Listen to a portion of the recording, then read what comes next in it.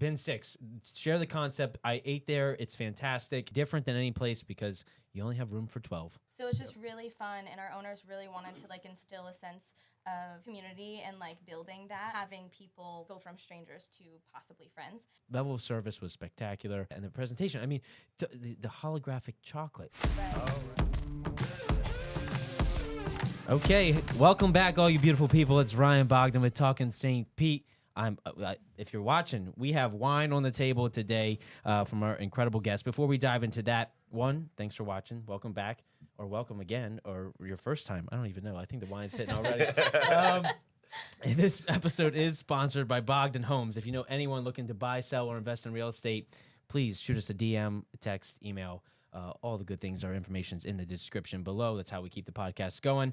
And now for the fun stuff. First episode where we're drinking, we have David and Danielle, who are the fantastic staff that are help running a fantastic restaurant in downtown St. Pete, Bin6South. Thank you. Did I say all that right? Yeah. And you are Killer. head chef? Not the head chef. That's the owner. I'm actually technically the lowest guy on the totem pole of the three chefs. But don't let him fool you. This guy We're knows like all his. equals. David knows his stuff, and Danielle is the wine Sherpa, the wine director, Thank you. wine sommelier. I've been trying to say that word all day, have not been able to Pretty get much it nailed out. Yeah, the one time, Yeah, right? yeah. It's because I'm loose here a little Yeah, bit. see, the wine helps. The wine, it does the job. Yes. So naturally, we had to bring in some wine from the shop. Danielle, what are we drinking here today? So Ryan said that he loves, a good Cabernet. So I like really introducing people to something new. And so I figured to bring basically the Cabernet of Spain. So we have a Tempranillo. And traditionally, Tempranillos are aged in American oak. But what's special about this bottle is the barrels are actually half American oak and half French oak. So it's going to have a little softer tannins coming from the French oak. And then this one is near and dear to my heart because She's pointing at a rosé, folks. Oh, yeah. So sorry. I'm bad at this. No, it's okay. That's why I'm here. It's a Chocolina from the Basque region of northwestern Spain. And it's made from two of their indigenous grapes. They're kind of my favorite grapes to say, too. I will say, we are drinking the lighter one right now, and it is fantastic. Yeah. So it's called Handarabi Zuri and Handarabi Belza, which is the red grape. And so the red grape is giving it the rosé color, and naturally it has a little effervescence and a really high acidity. So Basque region's one of my favorites. If you come in, I'll nerd about it super hard. And About it super hard. Oh, yeah. Danielle knows her shit, folks. All right. I don't know what she just said or the words that just came out of her mouth, but it made the wine sound delicious. That's Did how it you not, know David? she's on it. Yeah. I just Cheers nod to along that. half the Yeah, time. right. Uh-huh. Yeah, Yeah, yes, totally. yes. We all knew that. Yes, I Sure. know exactly where those grapes are from. That's fantastic. So tell me, how did you guys end up at Bin6, and did you know each other before? You want to take that one? So it's kind of a long story. Basically, I started out at Rococo Steak as a hostess, and that's where I met Bren, our owner. So he and his wife, Donna, were regulars every single Friday, and that's where I met Freddie because he was working in back of house. He was our sous chef. So basically, Bren got Freddie on board, and then Freddie knew he would want to work with me, so he got me on board. And I met David through my boyfriend who's a chef, and I knew he was looking for a job. We were looking for a sous chef, so it was all kind of like word of mouth. So, Yeah. And then Bin6 was born. Yeah. And then Bin Okay, 6 so was before born. we dive into you guys and all the fun things that you got going on, let's talk about the restaurant real quick. Okay. Or real long, doesn't matter. We got lots of time. They showed up early, folks. These guys are on top of it. Love this too. So what is Bin6? Share the concept. I ate there. It's fantastic. It's different than any place because you only have room for 12. Right. So Yeah. how was this place born? You guys are a part of the ground roots of Right. starting this amazing place. Literally helped build it. Yeah. We Yeah. literally actually did some of the construction for it, so we didn't put any of the Blood, drywall sweat, and in. tears. Yeah, I think my blood is still actually on the wall somewhere. 'Cause it hit But the it's wood. and sanitized, there's- folks. It's clean. It's fine. Oh yeah, it was sealed after, so it's permanent. Yeah, like I'm a part of it now. But yeah, it's a 12-seat wine cafe. We have 6 seats at the bar. Those are always, we're hoping to keep them first come, first serve. Then we have 6 seats at the table. That one, we do 2 seatings for dinner, one at 6, one at 8. We also are trying to do a tasting menu once a month. Hopefully that'll go to once a week. Once we get more help in there, another chef preferably. We have 4 seats outside and little Adirondack chairs overlooking the garden for people to come in, drink some wine. If they don't want any food, they don't have to, sit at the bar if they just want to drink. And we kind of use that as like a waiting period or waiting area for people who are coming in waiting on their reservation, because sometimes it just goes over a little bit. People get excited, they want to buy another bottle of wine before they leave, so they're walking around, they're looking at the list again, but it just gives us that quick moment where we can just get everyone out the door, clean up, and then our customers aren't just waiting for us. They have something to do. And a fun thing about that is on the weekends, usually Bren and Donna, so they live in the house on the weekends, and their main house is on Madeira Beach. So if you're there on the weekends, they're usually outside in Adirondack chairs drinking, so you'll get a chance to kind of like go drink with the owners. I had a chance to meet Brandon. He's a fantastic, for funny guy. sure. Yeah, jack of many trades. Yes, yes. So you made it sound like it's a wine bar, which I get that it is, and there's lots of wine there, but you cannot downplay this food, folks, is spectacular. The finest of fine dining. Yeah. I mean, the final touches on, just describe your favorite dish there right now that's been put together. So he's about to use some words that we don't know. So you ask, we'll explain. I think my favorite dish at this point, it may not come off as like the most impressive dish, but it's our just roasted asparagus with a miso banya cauda white bean hummus.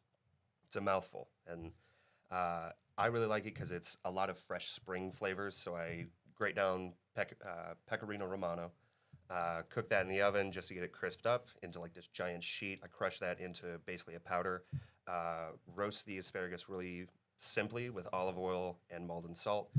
We torch it with a propane blowtorch just to get, I really like playing around with the flavors of a cooked vegetable with a raw texture, because it kind of throws people off a little bit. They're like, this should be floppy and gross because it's, it's the hard roasty flavors that people recognize, but it actually should have a little bit of like toothsomeness to it. Yes. But it's roasted asparagus, miso banya cauda white bean hummus, the mouthful, scallion ash, citrus pickled shallots, pea tendrils, and a pecorino crumble over the top of it. So it's super spring, super fresh, big bright flavors. And I mean, we released it on the first day of spring, March 20th. So fantastic. that actually worked out really well. Yeah, so. yeah, it did. Yeah, it did. And you're the attention to detail in the prep of the food is just incredible. I mean, the presentation is perfect. The thought process, you can see every part of the dish is well thought out and really put together. No matter what you order there, it was fantastic. What I know it's not on the menu anymore, but I had I had a salmon dish. Oh, the salmon mi-cuit. Yeah. This there was a tea poured over this thing. I mean, dude, listen, I am a Central Pennsylvania boy, right?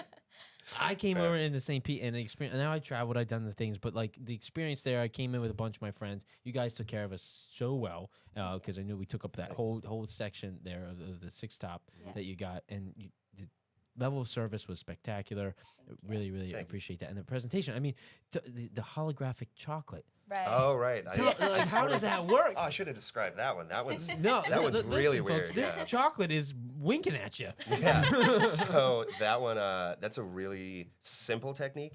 It's so we use a piece of equipment called diffraction sheeting. It's essentially just a piece of, it almost looks like cellophane, really thin plastic, and it has a texture on one side of it. I found that out that it's not double-sided, just by pouring it on the wrong side. But, Trial and error. essentially, I just melt down like a really high-quality chocolate. Currently, I'm using Valrhona. I love that company. And melt it down, temper it, which basically means I have to teach the chocolate how to crystallize. Do you hear that, folks? This guy knows how to teach chocolate. Yeah.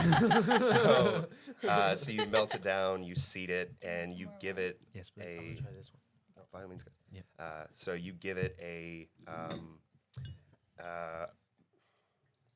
what am I trying to say? You give it a blueprint of what to do. So you give it chocolate that's correctly tempered, and then it kind of follows suit. So then you agitate it more. Basically, you're just stirring it with a spatula the entire time. And then you just pour it over the sheets, let it solidify, and peel the sheets off later on. But the texture on it diffracts light, which basically means that as white light comes down, it will take the light beams and spread them out and diffract them to where it actually shows the full range of the visible color spectrum. It's a rainbow on your chocolate. Yeah, it literally shines like a holographic baseball card. Yeah, it's really freaking cool. wild. Yeah. It's really cool. Beyond Killing cool. it. Do you guys have a picture of that anywhere that you can send us? Oh, yeah. You don't have to bring it up right now, but we got to get it to our boy Martin because he's going to throw it in because they need to see it. Yeah, I have a video of it that I actually put on my Instagram. Okay. We'll find it. I put audio to it and everything, and I show it really dull, and then I put it in the sunlight, and it just glitters everywhere. It just phenomenal. glows. It's crazy. Phenomenal. It's awesome. Yeah. No. So look, if you can't tell already, these dishes are not to be messed with. Like, and meaning that they're that's just well done. Yeah. Really well done. So you guys are crushing it there. Danielle, how do you become the wine expert that you are? What does that entail, and how do you learn all these names of these grapes that I can't pronounce? Oh, trust me, I definitely don't pronounce everything correct either. It's always a continuous, learning experience with wine. So basically, my background was in environmental studies. So I graduated. Sorry, You love that? I just tried this. That was so many flavors. Yeah, It is delicious. it's Thank you. fantastic. What? Yeah. Yes. So How that's do we- a by the glass pour that we have. And so yeah, Tempranillo. Tempranillo. Sorry, that no, totally threw me off. Expanding thank you. horizons. I love that reaction so Yes. much. Yeah, that was great. So my background is environmental studies, and basically I got into the service industry kind of by accident. So, a ton of college student loans, and I was working 7 days a week, 3 jobs, one of them being Rococo Steak, where I met Bren and Freddie. And just working at the hostess stand, my 2 bosses, Kevin and Will, would always nerd out about wine. And I thought it was so cool, and I was always hounding them with questions. And finally, my Somm Will was like, Danielle, quit bugging me with questions and just go take your test. And I was like, I can't do that, but then I did. And so I took a month and a half, studied for my test. They promoted me to server. Less than a year later, promoted me to assistant somm and manager at our sister restaurant, Ceviche. And had no plans of leaving, but then Bren reached out to me with this opportunity, and I was like, you know what? I can't pass it up. I get to make my own wine cellar. What a great experience. And I love wine because it still is environmental. I'm teaching people, it's talking about like climate, soil, pH, all of that, and history, culture. I still get to teach people, nerd out about it, but drink and travel. So seemed like a good move. So now we're going to let Danielle have the spotlight a little longer, David, but then we're going to come back to you because I got some fun questions. Totally fine. What's the process like to learn about wine in the fashion that you did? You said, okay, I need to study for it, take a test. Like, are you wine tasting? Are you just reading about grapes? Like, Good how does that happen? So there's a few different organizations that you can kind of use as an avenue to learn the wine world. I chose the CMS, Court of Master Sommeliers, just based off of what my somm from Rococo Steak kind of told me, because the CMS is geared towards service. So other organizations like the WSET doesn't test on service. So you get tested on theory, blind tasting, and you actually have to serve. This is in person. So it's an in-person test. Level 2 is, getting tested on blind tasting and service, which I haven't done level 2, but I'm kind of studying right now, so we'll We're see. studying for the right. I'm future. studying Yeah, right we're now. studying Let me right do a now. little studying. So yeah, it's a lot of, what everyone says is just drink. And I mainly just surround myself with people that are also interested in wine, like my friends in this industry, and Cellar Masters is one of my favorite places to hang out. And Ryan and Corey I always call them like punk rock wine dads. They know so much about wine. And so I love to just go there and like pick their brains, and I'm always reaching out to Kevin and Will still. They're definitely still my mentors. And That's awesome. so yeah, just like reading a lot of books, drinking a lot of wine, and trying new things all the time, which is why I really wanted to focus on having, indigenous grapes or introducing people to something they haven't tried before, because there's so much and it's always changing, and it's just interesting. And the educational aspect is, I think, my favorite part of it. It's fascinating. It's really cool, and you are definitely well educated. Thank you. And I've never tasted, like, I've drinking a lot of cabs before, but there's a layer of complexity to this one that I've never tasted before. And Yeah. it's just different Thank in a you. fun way. Okay, David, your time to shine. How the hell right. do you learn to make chocolate holographic and do all that fun things and know how to pair all the fun vegetables with different textures and all that? So it's a really weird and long story. I'll try to shorten it. I actually started cooking in Ohio. One of my grandmothers always had a garden going, so I feel like her gardening played an influence. My dad's side is all from Georgia and Texas, so he was always smoking something or grilling something at any point in time. He actually had a giant trailer smoker that he pulled into our little driveway and just sat it there for years. And, you know, he used it to just like grill steaks. And when he actually used it to smoke things, you know, he would go all out. Like one year he did like 4 turkeys or something at one time. And I'm like, dude, we're one family of 4. What are we doing? We have turkey for days. Turkey each. And my mom, so both my parents were in the military. They were both Marines. I think my mom got out sometime in like 96 or so. Or no, maybe it was 94. I don't remember. I was obviously a child. Right. But she actually rejoined back in, I want to say 2002, she joined the Navy. So she was traveling around the world and always bringing back really fun things like Latvian chocolate. And then she'd go to Morocco and bring back spices. You know, when she went to Jordan in the Middle East, she was bringing back like cardamom and all these just different weird things to play with. So that was like really inspirational for me to want to start cooking. So I learned a decent amount from both of them and was exposed to a lot of different things. I actually joined the VOTEC program at my high school and started doing competitions to try to earn scholarships so I can go to college. And eventually I went to the Culinary Institute of America, graduated in 2015, came down to Florida, back to New York, back to Florida, back to New York, back to Florida. Just kept doing this for a long time. It was really not productive, but we just couldn't decide what we wanted to do, me and my girlfriend at the time. She's now my wife. Oh, congrats. Thank you. But I learned a lot at CIA. I learned from a lot of different people there. I made a lot of friends that they were teaching me things as I was teaching them things. And being married to a baker, my wife actually graduated CIA as well from the pastry program. Oh, cool. Every time I have an issue with any baked items, any chocolates, any custards or sorbets, things like that, I'll just bring it up to her and be like, "Hey, I know I'm doing this wrong. What am I doing wrong?" Right. And you know, she'll lay it all out for me and try to help me as best she can. You know, she tries, so I'm not always so perceptive. So in your household, are you guys making cool dishes all the time? Or are you like resorting to like easy stuff because that's what you're doing all day? You know, because there's like a thing, right? The cleaning people, the cleaning service has a messy house, right? Because they're cleaning all day. And so is the chef cooking at home or what's happening there? I try to cook at home as much as possible. Normally, I don't have the time I want to do it the right way. So we're making some adjustments. My bad. Oh yeah, look at this. Okay. This is live. Look, this is raw. We're leaving this on in. Look, this is happening. Look.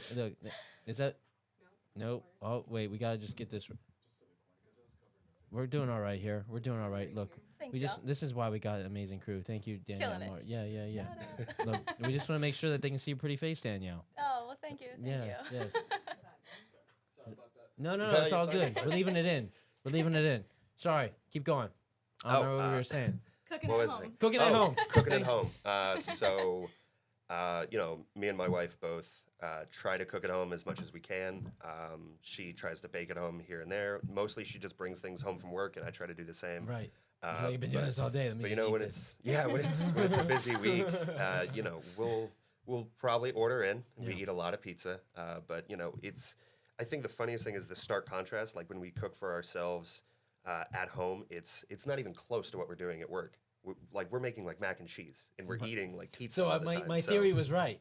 Yeah. That's what I'm trying to figure out. She has a completely different story though. So I am spoiled. oh yeah. Don't tell us more. So- How are you spoiled? My boyfriend is, shout out to Andrew, he's the head chef at Baba on Central, and so he, like, I don't know, he is just like always thinking food. He has such an ADHD brain, and it's always like firing off food dishes and things, so he never gets tired of cooking. He'll like cook me an entire fish at 3 a.m. when we get home from work sometimes, and so yeah, I should know how to cook better, like, Why would after you need dating to? him for so long, but No, you shouldn't. No, you I know, shouldn't. right? I'm like, I'll bring home the wine. Yeah. You cook the food. Right. This and is there an we go. even trade. Yeah. Yeah. So yeah, he never gets tired of it.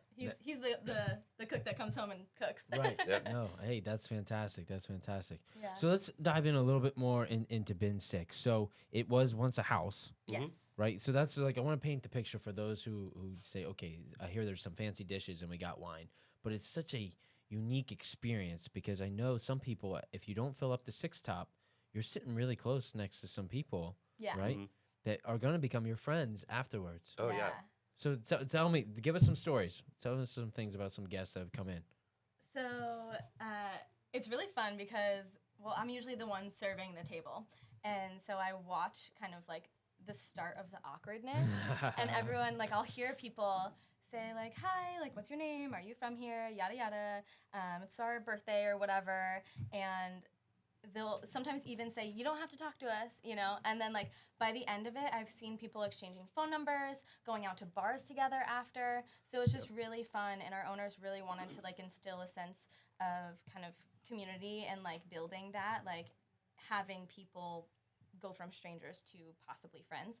And another cool thing is we'll have people book our chef's table like together. So they'll meet at the table and say, hey, do you want to come back on this date together and that sort of thing. So it's cool and it works. And That's the chef's table. Is that at the bar? No, it's so we do. It's the tasting. So a 6-course, 6 wine pairing tasting that we do once a month. When's the next one? April. It's the third Sunday of every month. And we're booked all the way through May right now, but we're trying to hire another chef so that we can do it every Sunday.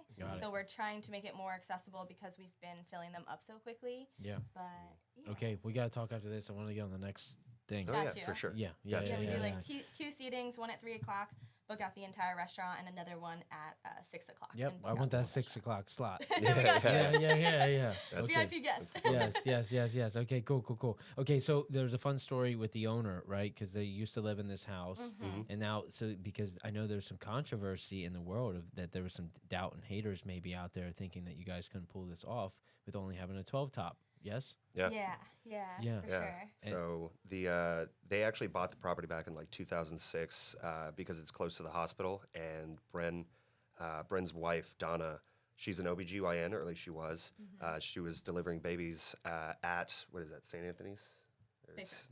Bayfront. Sorry. So she was delivering babies at the hospital, and they wanted something closer. So she wasn't driving, 30 minutes at 3 a.m. to go deliver this baby. So when they give her the call in the middle of the night, she was 4 minutes down the road. She's like, I'm walking there. Like, I'll see you soon. But yeah, they still stay there on the weekends, and they actually upstairs. have so they live upstairs. Yeah. So it's the bottom floor of like a townhome. Yeah, basically. Yeah. Right? They basically like tore down half of the house to build Bin6, and then now they live upstairs. Yeah, and the restaurant's actually built out to what was their porch. Yeah. So they completely ripped out the porch. They actually gave themselves a second room upstairs with like lofted ceilings, and we're calling it the salon. And we're thinking we might want to try to do wine tastings up there if we can. It'll all come down to the way it actually plays out. See if anyone wants to do that. See if we can do that. Because this is new. We didn't talk about that. You guys just opened when? November 16th. David's birthday. On my birthday. On your birthday. Yeah, it was kind of a happy birthday, get to work. So. Yes. Yeah. Okay, so we're now, what month is this? March. So we're 5 months in. Yep. Something like that. Yeah. 5 months in. Yeah. New local business in downtown St. Pete. And it's just so cool. The story is cool. The restaurant is cool. You guys are freaking awesome. Thank you. Yeah, you make the experience with the food. So let's talk dessert, right? Okay. Because we did the chocolate thing, but there was some awesome desserts that were going on. Just the whole thing is just so like I'm getting hungry thinking about it. Yeah. No, it's okay. It's okay. So what are some of the what's perfect. Well, before we go dessert, because I hope this is still on the menu. There is that fruit spread thing that you kind of made into an appetizer. You try to do it by itself. Oh, the berry thing. So, and with the watermelon. Yeah. Listen, you have to describe this well because, folks, listen. I don't know what this was, but it was glorious. And David said, well, people weren't really understanding it, and they had to take it off the menu and made it into like a combination board thing. But I want to see it on the menu again. Yeah, so when summer comes back around, we're going to try it again. It's going to succeed because people are going to listen to this podcast. They're going to come get it. Yeah, so, I didn't even think about that. Yeah, so come and get it. Yeah.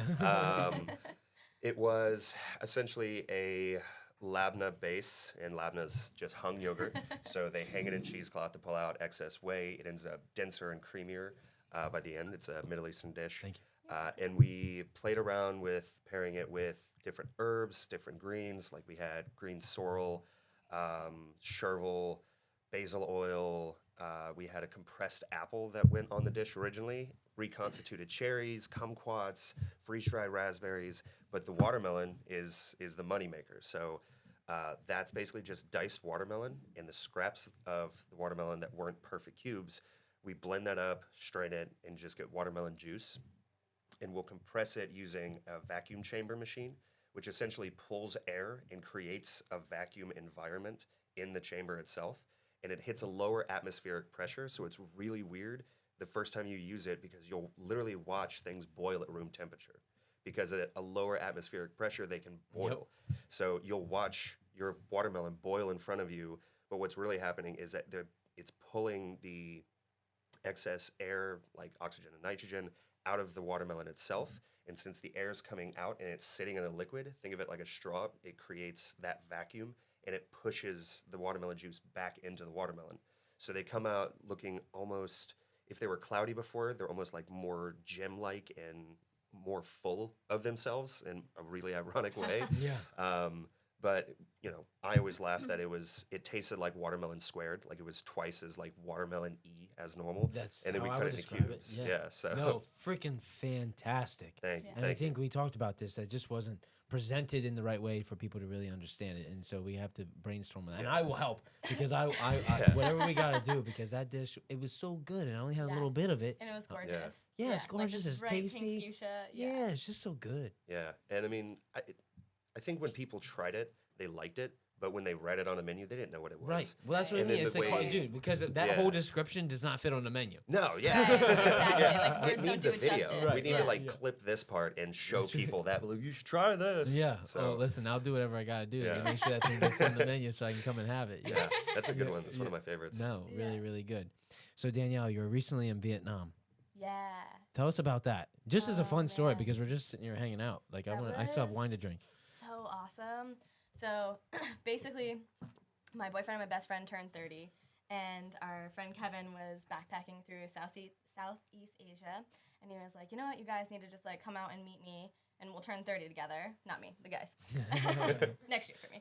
But so it was just wild. We did as much as we could. We went to Hanoi and then Ha Long Bay. So we, went kayaking through some caves, hiking through caves, climbed a mountain, just like lived in the city life for a little while, made friends with How a long local. were you there? 10 days. Nice. Yeah, It's a full 10 days. it was so cool, and I like miss it. And I think my favorite part is just how accessible the street food was, and I really wish that like the States had that, or maybe there are other places in the States that have that, but like definitely not here. You know what I mean? Like I want late night pho at 3 a.m. Made by some woman just like pouring like hot water from a kettle into this big boiling pot. But it was so awesome, and What was the best highlight from it? Like, if you could take one moment and bottle it up. so we had a night of just like, we love to eat. And so we were just like trying to eat as much as possible. And there was this one night we had like 2 dinners and dessert and like went to go play some pool after. And we're like, you know what? That pho smells so good right next door. Why don't we just like get some of that to go? And our friend that we made, Sal, ended up being like the most perfect tour guide and like translator for us. So we didn't have bowls at our Airbnb, and Sal asked the guy like bagging up the pho for us, like, can we just borrow some bowls? Because they don't have like to-go containers really, so they'll just like put a bowl of soup like in a bag, and like just like a yeah, grocery- just straight in a bag, and oh, so just walking around like you're carrying your goldfish. yeah, exactly. And so we we got 4 bowls of pho to go in these bags. No, you got 4 bags of pho. Well, so she asked him if we can borrow the bowls, and people are so nice there. He was like, as long as you bring them back, like, yeah, you can borrow the bowls. So, bowls, bag, 4 of them. And Sal's riding on the back of Kevin's motorbike, and then I'm riding on the back of Andrew's, and we're both just, like, holding these, like, bowls of bags of soup, like, in the dark, like, riding up and down, like, the hills of Vietnam on this little island. Just so And random. it was just awesome. We're, like, kind of, like, spilling this hot soup on the guys as they're driving, and it just was just so fun, and like it felt like a day in the life of like if we lived in Vietnam. So it was kill to go back. That's So. really cool. a It's just Kodak moment. it's cool for you to bring that story here. Thanks. Because I met you guys prior to you going on that trip, and I remember Yeah. saying like, "Oh, we can talk about that on the podcast." And here we are doing it. I know. It know. was. If you get a chance to go to Vietnam, you gotta go. Yeah. Yeah, the streets were like so crazy too. So like, the way people travel are so efficient. It was like 40 different mopeds just all over, and I was terrified to cross the street at first. But our friend Kevin's like 6'4", like rocking a mohawk, and so I was like, all right, noticed it. Kevin, when you walk, I walk, and so we would like stop, let a few bikes go by, keep walking, stop, then like a bus, and people are carrying like their whole businesses, like pots of boiling soup on the back of these motorbikes and stuff. It was so wild. Just a but different way of life. yeah, and it was so cool, so That's- efficient. People that's- just yielded to you and Did were you so kind. try any wine while you were there? We had some apricot wine, Yeah. which tasted like brandy, and it said it was like 12% alcohol, and Oh. it tasted like definitely not 12% alcohol. Yeah. But Got it. So, burn I don't going down a believe little this bit. label. Okay. But yeah, it was All right. super great. That's awesome. Fun Yeah. stories. Fun stories. Thanks for asking. Yes. How long have you guys been in St. Pete? I've been in St. Pete since 2017, but there was, I think, a 6-month, 9-month period where we moved back up to New York. But, you know, we moved back down in November of 2018. something Originally like that. from here? No. No. So I've lived everywhere, you know, Yeah, you said military family. Yeah. But Got it. I was born in North Carolina. I lived in Ohio for 12 years. Got it. Now Florida, Jersey for a little while, and New York, just all over the place. Got it. Yeah. Is St. Pete home for you now? Yeah, I like it more than Ohio. Yeah. It's a lot more to do. Yes. Danielle, what about you? So I moved here 10 years ago now. This year will be 11 years. Fantastic. So I'm originally from Connecticut, and I moved down here to go to college because I wanted to go for marine biology. It was year round. Ended up, focusing on environmental because I was like, maybe I don't want to be on a boat forever. We're in a lab, but so yeah, 10 years ago and just never left. So I love St. Pete. Well, Connecticut, it's a lot warmer than Connecticut. Yeah, and I miss seasons so much, and I miss like elevation, but Enough to move back? No. No, not enough to move Not back. enough. Not enough. Yeah, you miss the idea of seasons until Yeah. you experience want them. fall. And you're Right. like, oh, yeah. yeah. No, you just want that spring, Yeah. fall time, but that stuff, Yeah. that white stuff that falls out of the sky and the I want ice. snow on for the, like 2 weeks, and that's it. Right. It's Yeah. pretty when it's falling, but when it's melting, it's a nightmare. Yes, Yeah, and it's when driving your in it. car's frozen and all that stuff. Yeah, you never have dry feet. Yes. Like all this Right. slush just gets into your shoes. I don't know. It's awful. I'd Yeah, rather like- have sand. Fully Oh, yeah, have like 100%. Florida blood now. It gets 50, and I'm like freezing. Yeah. Oh, for real. Even 70, I'm like, It all right, was long just- sleeves. Yeah, Yeah. just last weekend it was kind of chilly. It was Yeah. not ideal. You know, Yeah. I was like, what is this? Yeah. Yeah, I don't know I what's going on. I know. had to break out a sweatshirt. This Yeah, is- Florida's exactly. playing games with us refuse to right get rid now, of any yeah. of my jackets though, just in case. right. Okay, so when you're not, I know you guys work a lot, which is appreciated because you're giving a great thing to the community, to all the foodies out there. Go try Bin6. But when you do have some time, what do you like to do in St. Pete or just in general? How do you spend your time? So I normally try to go out, go to my friends' places. A buddy of mine, Jesus, runs Te and Vito Taco Truck. They're currently down right now. They have to fix their hood system. Oh yeah, please, by all means. But I'll chase him around, or I'll stop by the Brutalist. It's a brewery up on, it's right off of 16th and like 11th. Or I'll go to Cellar Masters or Baba and now Barbooni. So they have basically a tin fish version of Bin6South, which, they have people that just sit at the bar and the chefs are in front of you and they'll just make everything. So it's like a chef's counter. Where is with, this? At Baba on Central. Central and 27th. Yeah, no, I know Baba. Yeah. But Barbooni, what was that? Barbooni is attached to it, so it's Oh. just one little side room. If you, Oh, got it. Do you remember Yeah. where the bakery was on the side? So No. no, Sorry. worries. No, you're You know the totally fun good. part is the guy who runs Talkin St. Pete hasn't even lived here 2 years. Look, you want to know selfishly, this is the way I get to know the area better. No, Oh, this man, is, you must this have is really fell in genius. love with You're it. killing it. Yeah, no, Yeah. this is home. But yeah, so it's like just on the side. It's like a little strip, where kind of like right on the side of where Yeah. the garden was. Right, So okay. yeah. So basically, yeah, I think like what he likes to do for fun is exactly what I like to do for fun. Like You go out and eat. try other yeah, places. Yeah, exactly. All right, okay. Little Good nature stuff. preserve. Go Yeah. take a walk. Go kayaking. Yeah. See the sunlight. Yeah. Is there any fun story from, I'm sure, being in the service industry, and let's have a funny moment, right? Like, give me your best, funniest encounter with either a guest or a night in the industry? Like you got like in the service industry, respect. Like so much respect. I don't think that people like give you enough respect. They think, oh, I'm going out to eat. Like you guys, how many days have you worked in a row now? This is either 11 or 12. Right. They're all starting to blend together. Yeah, you have no idea what's going on. You have no idea. I get like starting to lose it. Like a week is a month for you. Yeah. I'm gonna crack. This cannot go on. No. Yeah, someone give this guy a break. But no, seriously, like a lot of respect. But I know in there somewhere there's some funny stories. Oh yeah, for I'm sure. like trying to rack my brain right now. Yeah. So I won't say where this was because I don't want to. Fair enough. We don't need to. Don't want to throw shade because it wasn't even the business's fault. But there was one day where at this place I was working, the dish pit was separate from the kitchen itself, and when we had dirty dishes, we would bring them back to the dish pit. And one day I go back, try to drop some stuff off, and a manager as I was walking in, a manager kind of was yelling and sort of stepped in my way and was like, don't go in there. I'm dealing with this. And I didn't know what was going on. And from what I could gather, one of our dishwashers was yelling back at her, and I thought they were arguing.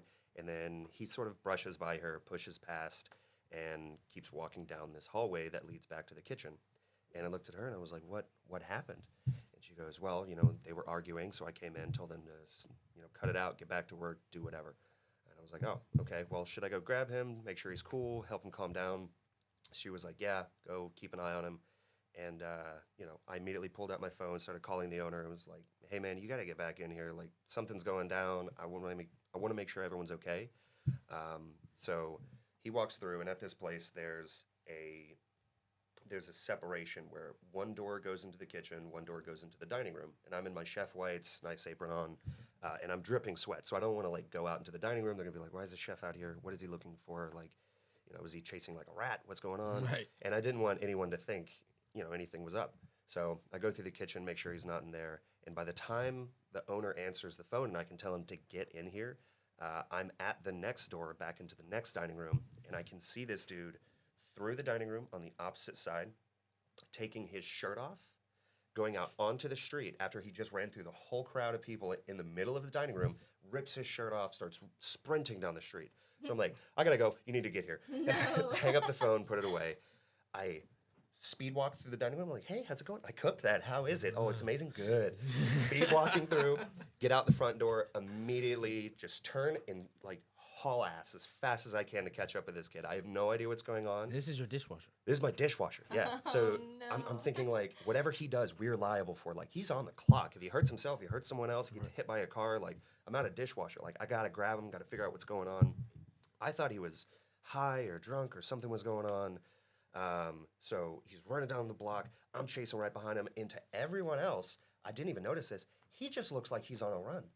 Because he's sweating from the dish pit, so he's just jogging along, and I'm just sprinting after You're the him. guy in the They're chef like- whites looking like a crazy. I look like a psychopath, and I'm like, what is happening? And I made a mental deal with myself. If I couldn't catch him before he gets to the corner, I gotta tackle him because he's gonna run out to the street. I gotta make sure he's okay. So he finally stops inches before I was about to dive at him, and he goes, man, I was gonna, I can't say it, but he goes, I was gonna beat him up. And I was like, who? And he names the other dishwasher who had the day off. So I'm like, oh, this dude is high. He's imagining people coming in. Turns out, no, they had a bad drug deal, and they argued about money and drugs, and that's why they were arguing in the dish pit. Got it. So I got him to put his shirt back on, and we walked back through the dining room shamefully because everyone saw. So was he running after him? Yeah, he was running after him to, I can only assume, kill him. Yeah. So He wasn't even there that day? dude wasn't supposed to be there, but apparently he came in the back door and was threatening him. Yeah, so so craziness. So Wild. for anyone who Wild, crazy who may have stories, yeah. heard this and saw that go down, that's the backstory. yeah, sorry about that, guys. Yeah. I was doing it for your protection. Yeah. Didn't really get to help that much. Yeah. But yeah. The dishwasher's going crazy. Yeah.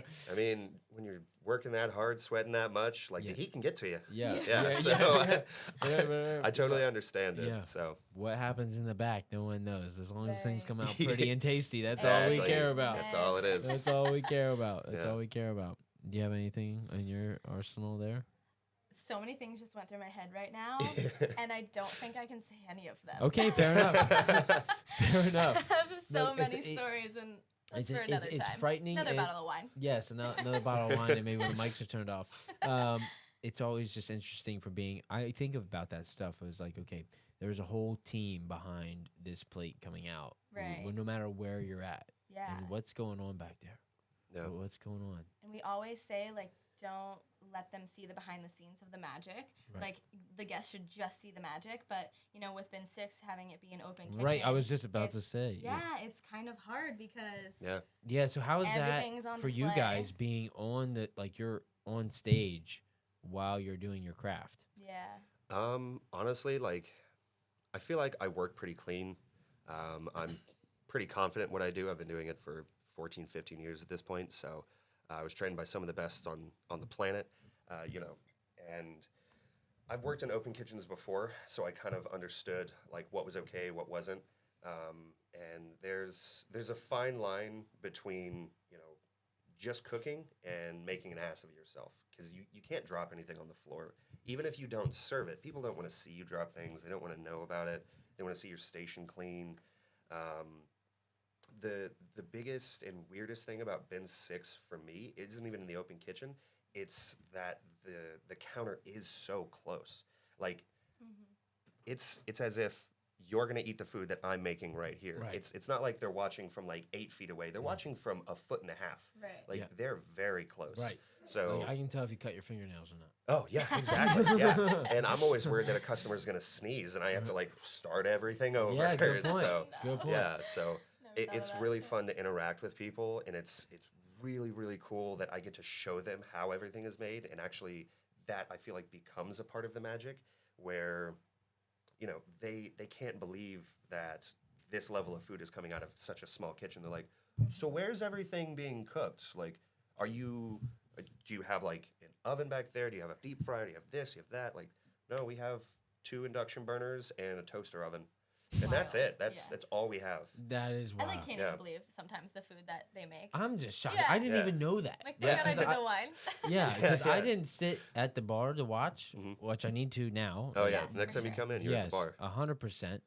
So I didn't realize. Like, I just know that this magical dish comes out, and now to know that there was only 2 induction burners and a toaster oven, like, Yeah. makes Like, me what? feel so incompetent of what I know is possible in the kitchen.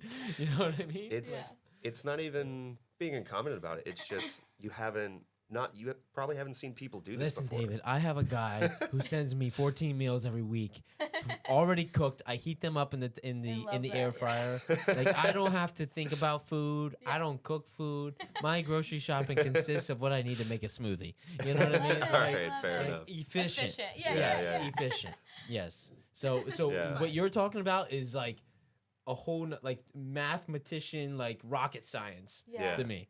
Yeah, and I mean, we've had chefs come in who are caught off guard, but they can still kind of believe it, because once you hit the level of, like, say, sous chef, so you start as like a prep cook or a garçon de cuisine or just a commis where you're just doing like little knife work, like you're peeling potatoes or you're just like trimming peas. Then you move on to be a line cook where you're actually making dishes. Then there's sous chef where like your crowd control, you deal with the people, the equipment, the orders, make sure everything's good. Once you get to that level, your creativity has to take a leap, because otherwise you won't stay there for long. You have to get better and you have to get really creative. And we always called it rednecking it, to where like you do whatever you have to make it work. It doesn't matter if it looks pretty, as long as no one sees it. Like, just make it work. So if your oven door falls off and you have to take like your steel, which is the thing that hones your knife. You see like Gordon Ramsay like stealing his knife all the time. It reshapes the blade, so from burrs to flat again. Yeah. But I've literally had an oven door fall off, and I had to reline the holes, shove a steel in there so I could open and close it until we could have it fixed in a week. Right. So every Figuring time out someone had a dull knife, I'd be like, all right, hold the oven door. Right. Yeah. It's screeching metal on metal. Right. Yeah, it was horrible. You gotta but- get innovative. You gotta Yeah, get it done. Of The course. show must go on. Yeah. The So- show, you guys just, like, are. think on the spot. Yeah. Figure it Yeah, yeah. out. You're on stage. Yeah. Oh, Like, 100%. like yeah. even at any scale of restaurant, 12 people, 100 people. Like the show must go on. Exactly. Like you can't stop. Yep. And it's like, even though, we're a small restaurant, you think, oh, it's smaller, it's easier. Like, we're cutting out a lot of the problems that you find in, like, a bigger format restaurant, but it's still all the same things you need to do to run a restaurant, just less people doing it. Yeah. So, I mean, like we do all of it, like. Yeah, when we close laundry, up. folding the linens, like. Yeah, we have to bathrooms, do all of it. laundry, dishes, clean bathrooms, do the floors, do the counters, do the cabinets, organize, do inventory, make sure everything's labeled, make sure there's no food in the sinks, everything. Which normally, which normally that was actually really smooth. You separate and delegate all these tasks to different people. The dishwasher would finish the dishes, the line cooks clean their own stations. The sous chef goes off, does his orders. The front of house manager would go off, do their orders and their inventory, and then the servers do their side work, and then someone does the floors. That's just us two right now. When we close down, sometimes we'll get at like 1 a.m. when we close at 10, because you can only do one thing at a time as two people. Yeah. So I start with dishes because it makes it easier, and then I just fill in the gaps with everything else. You gotta appreciate what you guys are doing. Yeah. In terms of creativity, had me thinking. Danielle, how do you choose your wine? So wait, you're picking the wine for the shop, for the pairings of the dishes. Like, what's that process like? So, are you tasting any of these? Are you going off reviews? How often do you drink wine? So, it's a little bit of both. I try to taste, like, as much as I can.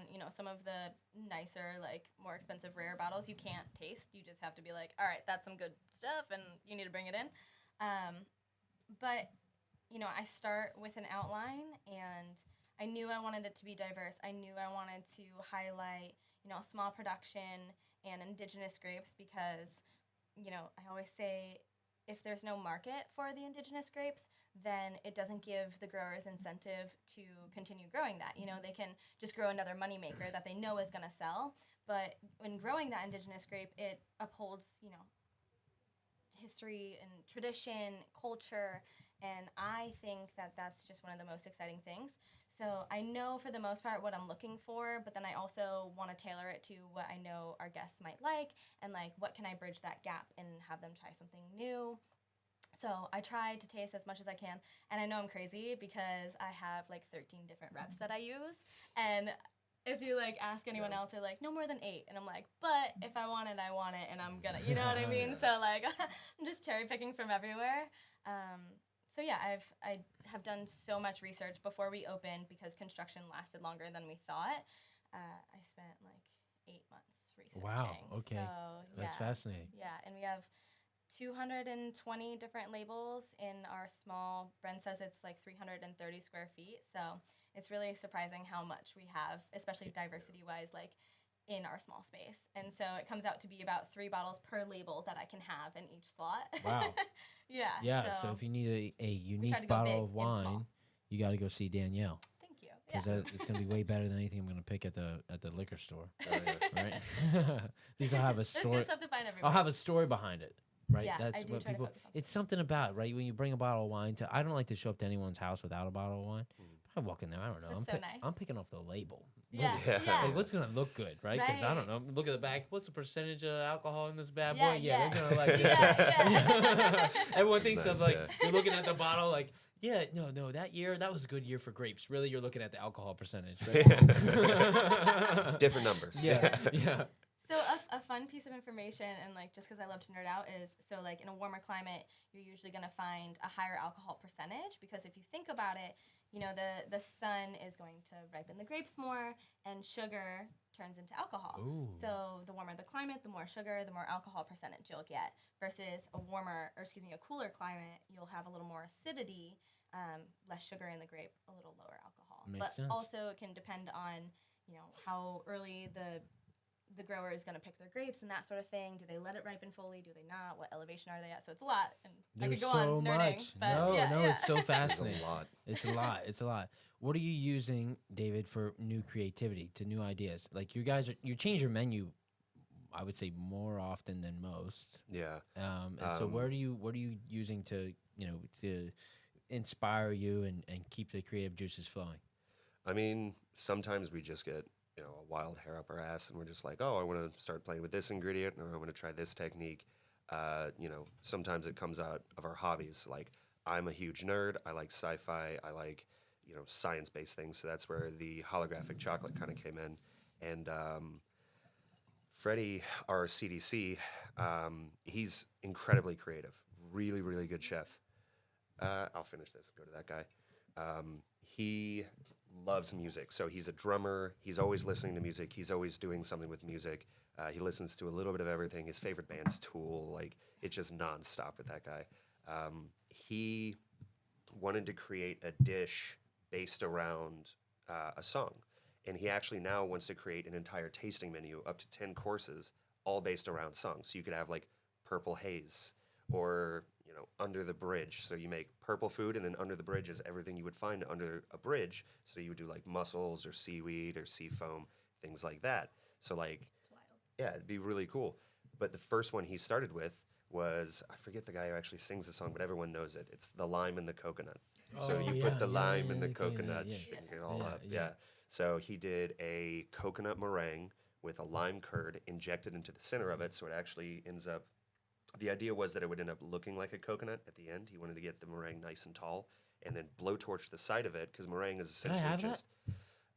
You guys have had that, right? Yeah. Yeah, I So think it's a you had staple that when since you day came one. in. Oh, Yeah. did you have it, or I think can you? no, I think I did. Yeah. You probably did. No, yeah. no, I that was always cool. It's the recommend it number because one it's everyone's favorite, yeah. favorite. Yes, no, yeah. very cool, very refreshing. Light, Yeah. like not as sweet as I thought. Like it was Yeah, good. Yeah. it's balanced. It's a very balanced dish, and on that one we have.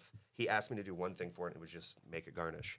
So he asked me to make a piece of sugar glass, which basically is just melting sugar to hard crack, which means it was cooked to over 300 degrees, meaning no water left in it. So when you pour it out on a silpat or a piece of parchment, it turns as clear as glass and it shatters just like glass.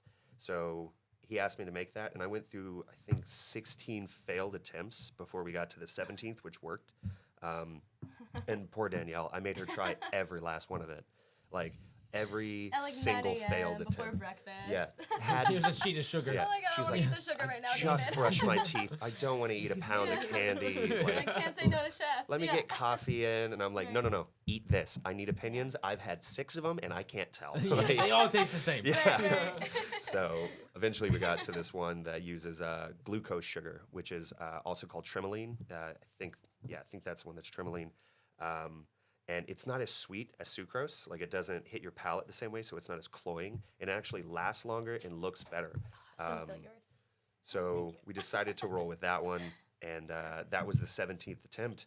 But, sometimes, I'm just tasked with coming up with a dish. Sometimes you get inspiration where you want to work with ingredients because, spring just hit. I want to work with spring ingredients. So that's normally where I get my motivation is either the ingredients of that season, or sometimes it's a technique that I, haven't done in a while, or something that I'm like, oh yeah, I totally forgot I can get this, And Freddie, he's inspired by music and seasonality and really cool techniques. It's really cool. Just depends on the Really chef. cool. So, do you guys have time? When are you experimenting with things? You make time. Yeah. So Well, naturally, Yeah, but like, yeah. is this before open? Is this after? Is this like there's no days off? sometimes it's during. Yeah. Yeah. So sometimes while I'm on the line, I'll, if we have regulars come in and I know I can trust their palate and I know I can trust them, You I'll make just throw them a little something and be like, what do you think? Like, is this too much acid? Is it too spicy? Does it need salt? And, from there, I'm just using them as guinea pigs. Yeah. And, I'm sure they Oh, don't your mind. regulars have to have trained palates. Like, not Oh, to at this sound point, even yeah. like, look, there's some people listening to this going, what the is that? Like, a trained Yeah, palate, yeah, like, yeah. listen, bro, I eat chicken and mashed potatoes every night. Yeah. You know what I mean? But like, no, That's it's what I had it's- last night, not gonna yeah, lie. Yeah. Look, this guy says he eats macaroni and cheese at home. Like, Oh, yeah. come on, Nonsense. come on. Yeah. But they have like a sophisticated palate. You have to trust some people that like because these are intricate flavors and things that you're putting together. So you have to trust, even mean, on the wine side, right? Like it's. I there's feel so many- like we both kind of need both. Like, we need someone who doesn't have a trained palate because we want them to love it too. Right. We don't- Right. we Appeal don't- to the masses. Yeah. But Yeah. like not necessarily. It doesn't have to appeal to not everyone's Of gonna like course. everything. But Yeah. like food is still food at the end of the day. Everyone has to eat, everyone has to drink, and like that's why we do this, because we want, if everyone has to do that, then we want to make it good, you know? So 100%. Yeah, we don't want to exclude anyone. Yeah. You know? So, I mean, if people don't eat raw fish, that's fine. But the people who do, I need someone to try it and tell me what you think. Right. Yeah. Like, Fair enough. I like a lot of weird stuff. That doesn't mean everyone's going to like Yeah. it, you know? No, that's fair. That's fair. Well, if we haven't talked it up enough, anyone listening, get on the list, figure out, get some time, schedule, go to Bin6South, see David, see Danielle. They're going to take fantastic care of you. Can't say enough good things. I'm curious, where are you guys eating besides any of the places that we mentioned so far? I ask every guest, what's your favorite place to eat in St. Pete that's not your own? We already said all the good ones. Well, there's plenty of good restaurants. We just already said our favorites. I like Baba, Wild Child, Wild Child is a Casita staple. as well. Yeah. Yeah. Yeah. Wild Child's coming up. Yeah. And I like those guys. Yeah. So, Okay. That the whole block, like, Rhinesmiths. I'm obviously so biased because we mentioned Baba, like Right. my boyfriend, Right. makes Yeah, the food of there. course. Yeah, I might know the chef or something. Right. yeah. But Debbie and George, like, I love supporting them too. They're so cool. And I don't know if you know, but Baba is owned by Debbie and George also own Bodega. Okay. And so, like, Bodega, classic, Yeah. staple. Yeah, Wild that's a good Child's one. awesome. Like, I live on Bandit, and, like, so I live so close to that block, too. I'll go to, Pete's Bagels, like, 3 times a week. Like, Bandit, I was there this morning, Nice. So, Nice. I love Alicia's, too. That's, like, way down there, but, like, I don't cute. know. I haven't heard of that place. Oh, man, you gotta go. It's, like a Vietnamese French fusion, like cute outdoor space, just like really good food. Alicia? Yeah. Alicia's, I think it's on 72nd Oh, it's down there. Street and Central. Okay. Got it. Oh, Yeah, there's so many good places. and Beans and Barler. That's where my wife's the baker. Ah, Yeah, so they do gotcha. boozy ice Yeah, cream, yeah. She baked brings us items, cookies bagels. and ice cream at the end of the night too. And I'm like, yes, no. Anya. She's trying to make me fat. Yeah. She's been trying for years. Listen, lady, I'm I trying just- to. Yeah, she's getting to the point where I'm going to have to start doing 2 days, like in the gym, just to work Yeah. off the excess calories. Yeah. What gym do you go to? I go to Amped Oh, on nice. 3rd South and 8th. Yeah. Yeah, so the downtown location. Cool. So- I didn't know. I thought you were gonna say Crunch. Everyone in St. Pete Everyone's works. going to Crunch. yeah. Everyone in St. Pete works. It's at so Crunch. busy. It's crazy busy. Yeah. Yeah. So, I'm biased. I go to Sweat St. Pete. Shout out. oh yeah, Yeah, I saw watched that your- podcast yeah, too. yeah, Yeah, yeah, that was a yeah. good one. Yeah, Jody is. Sounds Yeah, awesome. she seems really cool. She's fantastic. Yeah. Yeah. She changed my love for St. Pete probably wouldn't have started to be so deep if I didn't go, because the community there is just ridiculous. It's Yeah. so. Something I love that she said, part of my No, interruption. you're not. Come on. Something I love that she said was that she makes sure that all of her staff learns names and like says hello and greets you at the door. And they do, And like that's religiously. so awesome. And love I that. feel like we try to do the same, especially because we're so small, we try to learn everyone's name and remember them, and names are hard. But Yeah. like you remember faces and at least remember a story if you don't remember their name, and I feel like that's such a big part of hospitality. So like kudos to her. Yeah. I don't go Someone's to a gym, name. I should, but yeah. The most important sound to anyone is their own name. Amen. Yeah. And so learning that is very important. And That's let me tell you, huge. in this, I meet so many people between my office, out and about, you guys, the podcast, like Yeah. the gym. There's only so much space in here. Oh, Yeah. You know what I mean? for real. So anyone, listen, if there is a moment where I'm looking at you and you think I might forget your name, it is not personal, I promise. I am just not that smart. yeah. Oh, you're speaking the same have, language. Like, Yeah, a note in my 100%. phone, Yeah. and I'll like write down a story. Like, okay, I talked to them about this, because like No, that's when powerful. they walk in, I'm like, I know you, and I know we talked about this, Oh. but what is your name? It's the worst. Yeah. It's the worst. And especially with people who I know their name. Right. It just happened to me this morning. A lady said bye to me at the gym. I was like, I know her. Yeah. Like I've said her name Yeah. 100 times. Yeah. Who is that? right. It just Yeah. so Yeah. anyhow, that's all I had to say about that. But no, it's so important. And Jody's right. And the staff there does a great job at remembering people's names. It's crazy. That's why I felt so welcomed and why their community is probably one of the reasons of many why their community is strong. That's awesome. So yeah. I think we need to wrap this up or I'm going to end up not being able to drive home. Oh, Fair no. enough. There is one thing I want to mention. No, too. please mention 3. So I only have one. So I know you talked about Freddie, but I want to also like give kudos to Colby, who we brought in to be my wine assistant, who has done like so much more than that too. So what we're trying to do is build an online store to ship to locals, and the idea is hopefully ship wine for free to locals. Ooh. And Colby's done a really good job of building the website and making that store come to fruition. What is it? What's the hopefully website? soon. So it should be right on our website, Bin6South.com. Okay, and you can order the Which he wine on built. there. Hopefully Okay. soon. We're working on it. But yeah, Do we have a what prediction on a launch date? I'd say, If you got 3-4 weeks till this thing comes out. okay, Yeah. heard that. yeah, I mean, hopefully it'll be Basically, up we're and just running waiting by on then. UPS right now. Yeah. We finally got our permanent alcohol license, which means we can work with UPS. So we're trying to get in touch with them and Got get it. all the bugs. And so hopefully soon. Okay, so Yeah. check it out. Look, by Yeah. the time this Yeah. thing is out, go to the Bin6South website. See if you can get some awesome wine that Danielle has selected herself and delivered right to your door. Yeah. Or better yet, 100%. come in and have a nice dish. Yeah. We'll nerd out about Do wine it all. with you. Yeah. Get some food. Yeah. Do all the fun Come things. meet Now, us what's all. the best way? Because since people are probably wondering, well, they only have 12 people. Like, you don't want to show. Like, Oh, yeah, walk-in good is question. not a thing. Actually, It can be, yeah. Yeah. Time honestly. of day. Look, I'm always a thing. Okay, if I'm walking in, what time do I need to show up? I'd say 5 o'clock's a good one for the dinner menu because we switch over from a lunch menu at lunch to dinner. The switch is at 5 o'clock. So if you want dinner, I'd say 5. If you want lunch, I'd say come in around like noon because we open up at 11:30. That way, if we're behind on anything, it gives us a chance to set Yeah. up and make sure it's all good. Okay. But yeah, walk-ins are totally welcome. And if people want to call ahead just to make sure there's space at the bar, because you don't want to get all the way out there just to find out you can't eat there. So we can reserve seats for like 15 minutes. So if you let us know, I'm 20 minutes out, I'm 10 minutes out, we'll put mats down, make sure that you have a spot to sit Yeah. at. Now, what's the when rule with you make it there. reservations? You do reservations? Oh, yeah. Yeah. Yeah, so reservations, right now, we'll take them for lunch and also for the common table at 6 o'clock and 8 o'clock. So if you have 6 people, you'll fill up a whole round.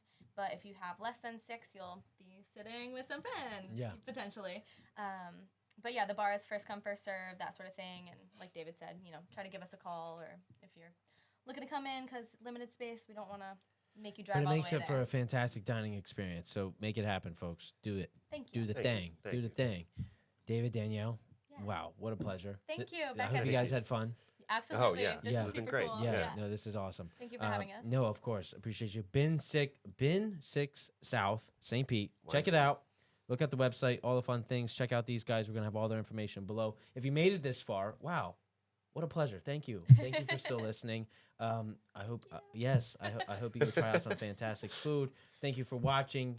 Subscribe, like, comment. I just started this new thing last podcast. What's a word that we should say that people should comment if they made it this far? You been? Ooh. You been? You been? Perfect. Yeah. You it- been. It turned into our catchphrase. Yeah. Yeah, it's You on the been? door. It's on Yeah. the door when you first walk Oh, in. Yeah. fantastic. Brent always says Yeah. like, been eating, been drinking, been having a good time. Oh, So you been? you been. Listen, so if you're still listening, comment below. You been. We'll know that you're a real one. Yeah. Thank you so much, everyone. Again, sponsored by Bogdan Homes. If you know anyone looking to buy or sell real estate, comment, send them DM, do all the fun things, find us. And thank you. We'll see you on the next one. Yeah. Cheers. man. Thank Yeah. you. Yeah, that was good.